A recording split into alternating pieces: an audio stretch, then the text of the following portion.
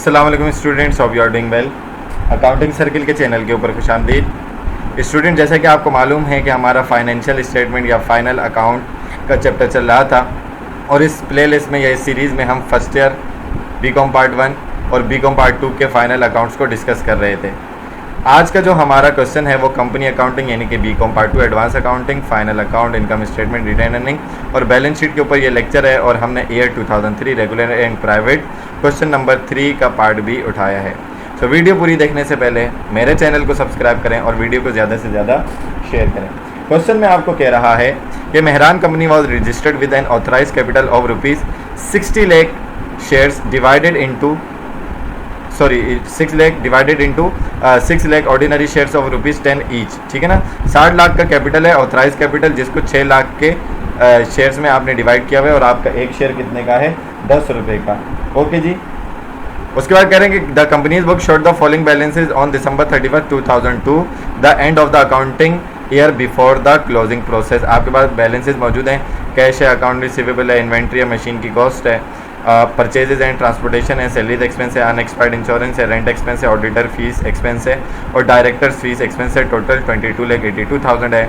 Credit side आपका account payable, accumulated depreciation, allowance of bad debts है, 10% bonds payable है, paid up capital है, sales revenue और retain earning भी आपके पास गिवन है और टोटल इस साइड का भी 22,82,000 रुपीज़ है। डेटा फॉर एडजस्टमेंट आपके पास यहाँ पर गिवन है।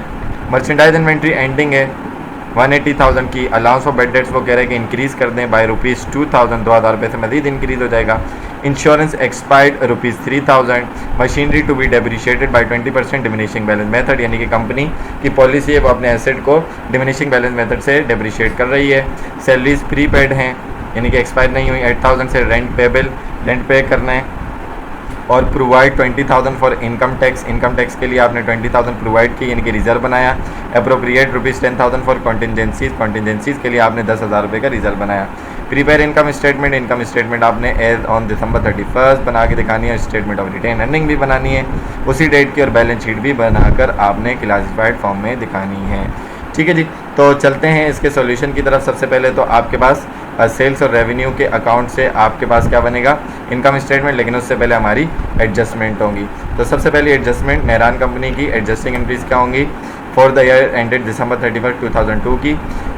सबसे पहले entry ending inventory, merchandise inventory debit, expense and revenue summary, credit 180,000 से to adjust merchandise inventory ending. BCom के स्टूडेंट हैं, अच्छे से कॉन्सेप्ट पता होगा कि मर्चेंडाइज इन्वेंट्री एंडिंग एसेट है, बढ़ता है तो डेबिट हो गया। Expense and revenue summary credit इसलिए होता है क्योंकि वो आपकी कॉस्ट को कम करके आपके रेवेन्यू में इजाफा करता है। उसके बाद उसने कहा था कि बैड डेट्स एक्सपेंस जो है वो आपका 2,000 से मज़ीद इंक्रीज़ करेगा, तो bad debts expense debit, allowance of bad debts credit. इस साल का बैड डेट्स आपका 2,000, allowance of bad debts credit हो जाएगा to adjust bad debts expense. Third entry में आपके पास मैं आपको रूल समझाता हुआ चलूँ कि इंश्योरेंस एक्सपायर्ड हो गई 3,000 रुपये से, तो आपकी अनएक्सपायर्ड यानी कि प्री पेड इंश्योरेंस 8,000 रुपये थी, यानी कि कंपनी ने एडवांस दिया था 8,000 रुपये, उसमें से 3,000 एक्सपायर हो गया, तो इसका मतलब एक्सपेंस बढ़ गया, प्रीपेड एसेट कम हो गया, तो credit insurance expense debit, prepaid insurance credit से एंट्री बनेगी टू एडजस्ट इंश्योरेंस एक्सपेंस। ठीक है जी।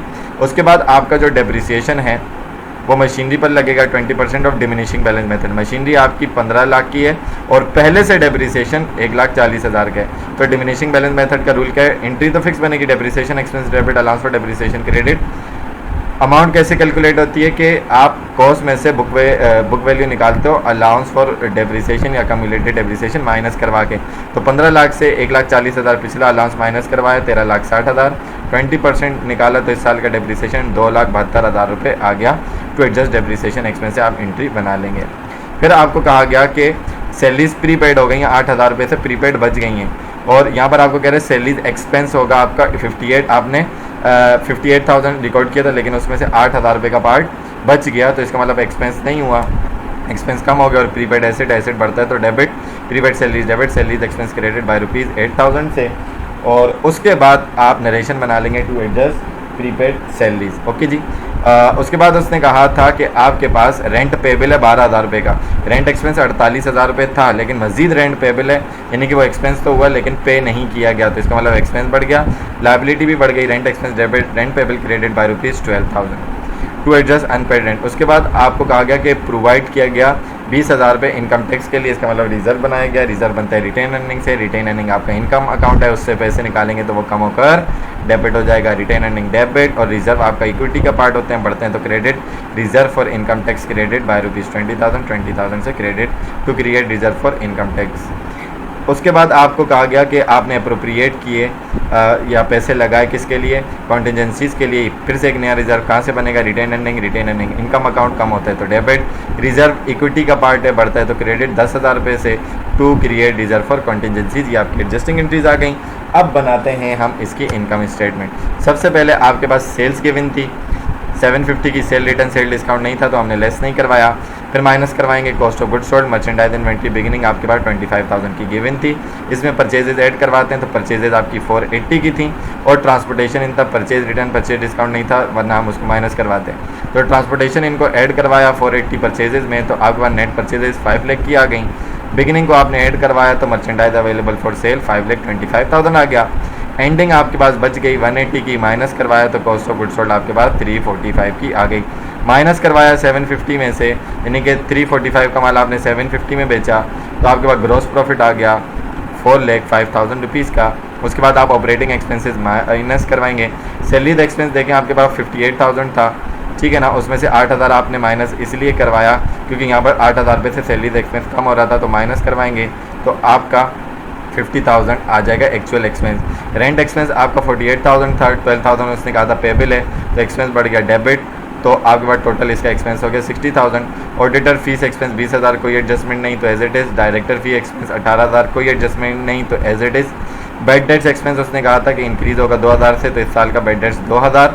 इंश्योरेंस एक्सपेंस आपका 3,000 रुपये से एक्सपायर हुआ है, जो कि आप यहाँ पर देख भी सकते हैं। इंश्योरेंस एक्सपेंस 3,000, ठीक है जी।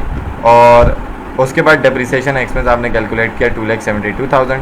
इन एक्सपेंसेस को आपने टोटल किया तो आपके टोटल एक्सपेंसेस आ गए 4,25,000 रुपीज़ के। आपके पास कोई अदर इनकम नहीं थी तो यही आपका नेट इनकम या नेट लॉस का फैसला हो जाएगा, और टैक्स वगैरह इंटरेस्ट वगैरह भी नहीं था कि आप EBIT या EBT वगैरह कैलकुलेट करते। तो ग्रॉस प्रॉफिट 4,05,000, आपके एक्सपेंसेस 4,25,000 ज़्यादा थे तो आपका नेट लॉस आ गया 20,000 रुपये का, यानी कि 20,000 रुपये का आपको लॉस हुआ है, ठीक है जी।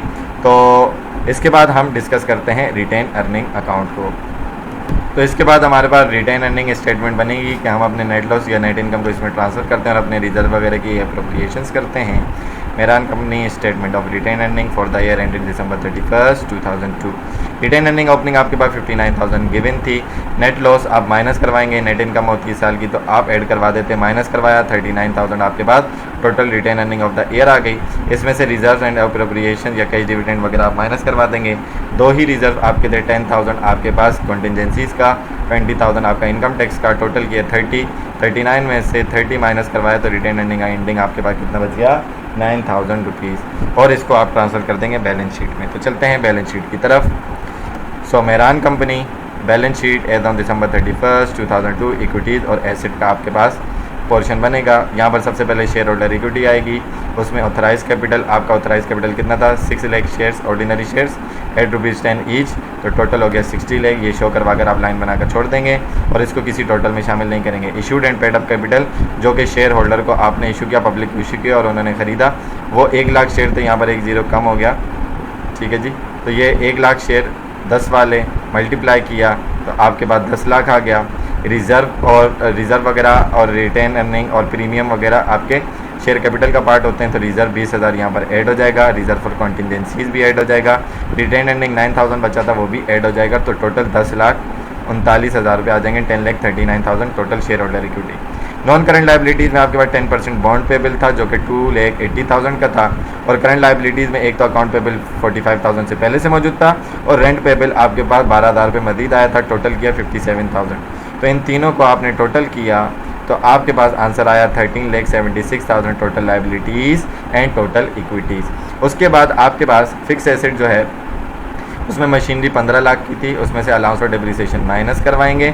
अलाउंस फॉर डेप्रिसिएशन आपके पास यहाँ पर थोड़ी सी सेटिंग आगे पीछे हो गई, 140 पहले से था, मैं आपको बता देता हूँ, और 272 आपने इस साल कैलकुलेट किया था जो कि आप पीछे देख सकते हैं। तो टोटल आपके पास ये अलाउंस फॉर डेप्रिसिएशन कितना है, 4,12,000 माइनस करवाया तो आपके फिक्स एसेट की वैल्यू 10,88,000 रुपये आएगी, जो कि यहाँ पर रिपोर्ट होनी थी। ठीक है ना। करंट एसेट में अनएक्सपायर्ड इंश्योरेंस या प्रीपेड इंश्योरेंस आपका 8,000 था, उसमें से 3 एक्सपायर हो गया तो बच गया कितना, 5,000। प्रीपेड सैलरीज 58 थी, उसमें से उसने कहा कि 8 बच गई हैं तो 8,000 रुपये से prepaid. Merchandise inventory ending current asset है 180 से यहाँ पर रिपोर्ट होगा। अकाउंट रिसीवेबल आपका 65,000 था, अलाउंस ऑफ बेड डेट्स आपका 8 पहले से था, तो मजीद इंक्रीज हुआ, टोटल करके 10 हो गया, माइनस किया तो 55,000 का नेट अकाउंट रिसीवेबल आ जाएगा। कैश आपके पास 40,000 का था, टोटल करंट एसेट किए तो 280 को आप टोटल करवा देंगे किस में, 10,88,000 में, तो आपके पास आ जाएगा 13,76,000 के टोटल एसेट, और दोनों साइड हो जाएंगी इक्वल। सो आई होप कि ये क्वेश्चन आपको अच्छे तरीके से समझ में आया होगा। बीकॉम के एग्जाम्स होने वाले हैं, प्रैक्टिस करें ताकि आप अच्छे मार्क्स से क्लियर हो सकें।